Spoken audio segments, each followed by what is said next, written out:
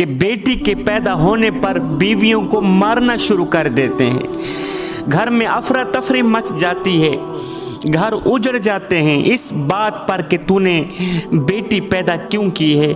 اور نادان اور پاگل، اگر بیوی کے بس میں ہوتا تو وہ تجھے بچہ ہی دیتی، پر یہ تو آسمان والے کے بس میں ہے، یہ تو آسمان والے کی مرضی ہے، جسے چاہے وہ رحمت سے نوازے، جسے چاہے وہ نعمت سے نوازے، اور یہ تو آسمان والے کے بس میں ہے۔ میاں تم دیکھتے نہیں ہو کہ اللہ کے پیارے محبوب حضرت محمد مصطفیٰ صلی اللہ علیہ وسلم کے گھر میں بھی پہلے بیٹی نے جنم دیا، پہلے بیٹی پیدا ہوئی، پھر دوسری بار بھی میرے اللہ نے رحمت سے نوازا، دوسری بار بھی اللہ کے نبی کے گھر بیٹی نے جنم دیا، بیٹی پیدا ہوئی، رحمت پیدا ہوئی، پھر آخر میں اللہ کے نبی کے گھر میں بیٹا پیدا ہوا، پھر آخر میں اللہ نے نعمت سے نوازا۔ دیکھو اللہ اپنے پیارے محبوب حضرت محمد مصطفیٰ صلی اللہ علیہ وسلم کو بھی پہلے بیٹیاں عطا فرما رہا ہے۔ اللہ نے ہمیں کیسا پیارا دین دیا۔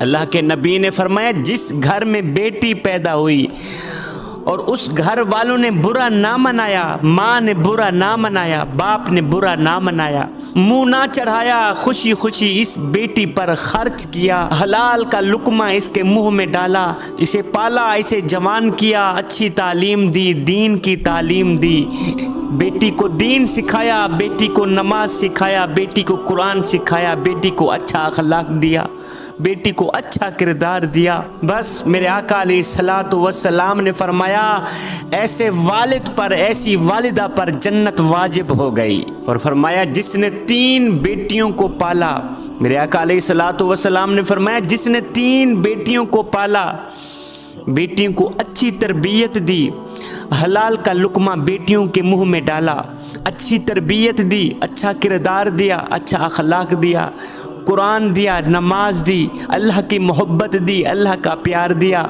بیٹیوں کو جوان کیا۔ میرے آقا علیہ الصلوۃ والسلام فرماتے ہیں کل قیامت کے دن ان تینوں بیٹیوں کے والد اور میں 2 انگلیوں کی طرح اکٹھے ہوں گے جنت میں۔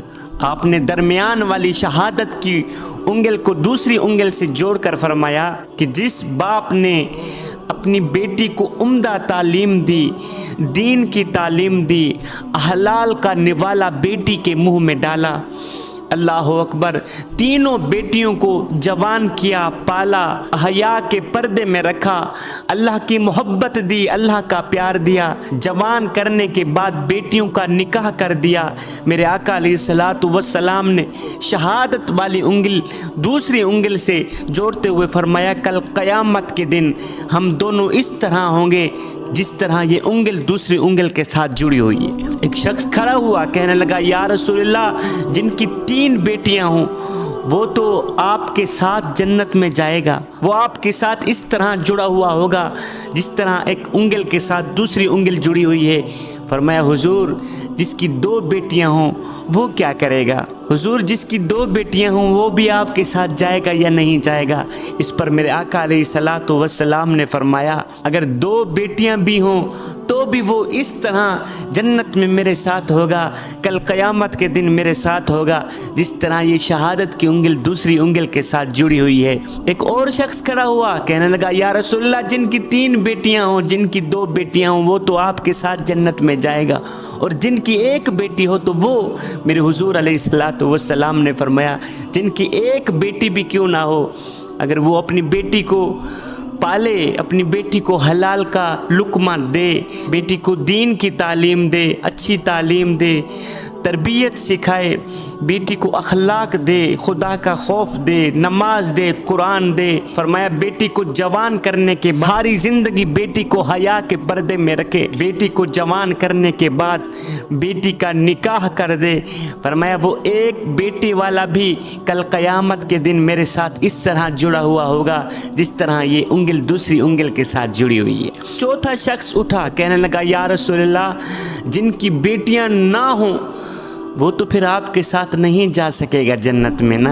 اس پر میرے حضور علیہ الصلوۃ والسلام نے فرمایا جس کو اللہ نے بیٹیاں نہیں دی، ایک بیٹی سے بھی نہیں نوازا تو وہ کیا کرے؟ وہ اپنی بہنوں پہ خرچ کرے، اپنی بہنوں کو اچھی تعلیم دے، دین کی تعلیم دے، ساری زندگی پردے میں رکھے، اپنی بہنوں کو پالے، قرآن دے، نماز دے، اللہ کی محبت دے، خدا کا خوف دے، اپنی بہنوں کو جوان کرے۔ جب بہنیں جوان ہو جائیں تو وہ شریعت کے مطابق بہنوں کا نکاح کر دے۔ میرے حضور علیہ الصلوۃ والسلام نے فرمایا کل قیامت کے دن وہ بھی میرے ساتھ اس طرح ہوگا جس طرح ایک انگل دوسری انگل کے ساتھ جڑی ہوئی۔ میرے آقا علیہ الصلوۃ والسلام بہنوں کے بارے میں کیا فرما رہے ہیں؟ مگر یہاں تو لوگ بہنوں کا حق چھین لیتے ہیں۔ اللہ تعالیٰ شادی کے بعد بھی بھائیوں کو ترغیب دے رہا ہے، بتا رہا ہے کہ بہنوں کی دیکھ بھال کیا کرو، بہنوں پر خرچ کیا کرو۔ جوانوں، بہن بھائیوں کا رشتہ کوئی سستا نہیں ہوتا، اور یہ اتنا سستا نہیں ہے کہ 4 ٹکوں پر اس بندھن کو توڑ دیا جائے، اس رشتے کو توڑ دیا جائے، اس دھاگے کو توڑ دیا جائے۔ یہ رشتہ اتنا سستا نہیں ہے جوانوں کہ 4 بول پر اسے توڑ دیا جائے۔ میرے حضور علیہ الصلوۃ والسلام فرماتے ہیں کہ شادی کے بعد بھی، اپنی شادی کے بعد بھی جو بھی شخص، جو بھی جوان اپنی بہن پر خرچ کرے گا اس پر جنت واجب ہو گئی ہے۔ جو بھی اپنی بہن کو عمدہ تعلیم دے گا، دین کی تعلیم دے گا، اس پر جنت واجب ہو گئی۔ جو بھی اپنی بہن کو حیا کے پردے میں رکھے گا اس پر جنت واجب ہو گئی۔ جو بھی اپنی بہن کو قرآن کی تعلیم دے گا، نماز دے گا، اللہ کا پیار دے گا، اللہ کی محبت دے گا، اللہ کا عشق دے گا، اس پر جنت واجب ہو گئی۔ جوانوں، جب تم اپنی بہن کی شادی کرتے ہو، جب تم اپنی بیٹی کی شادی کرتے ہو تو بیٹی کی رخصتی کے وقت بیٹی کو کچھ دے کر رخصت کیوں نہیں کرتے؟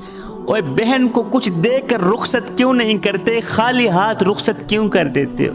آپ کہہ رہے ہوں گے شاہ جی ہم نے تو اپنی بیٹی کو الحمدللہ سب کچھ دیا، پیسہ بھی دیا، دولت بھی دی، سونا بھی دیا، زیور بھی دیے، ہم نے تو الحمدللہ اپنی بیٹی کو سب کچھ دیا ہے۔ آپ یہ کیا کہہ رہے ہیں کہ رخصتی کے وقت ہم نے اپنی بیٹی کو خالی ہاتھ جانے دیا؟ میں نے کہا میرے بھائیو، تم نے اپنی بیٹی کو سب کچھ دیا، اپنی بیٹی کو مال بھی دیا، اپنی بیٹی کو جائیداد بھی دی، اپنی بیٹی کو دولت بھی دی، اپنی بیٹی کو پیسہ بھی دیا، اور تم نے اپنی بیٹی کو سب کچھ دیا۔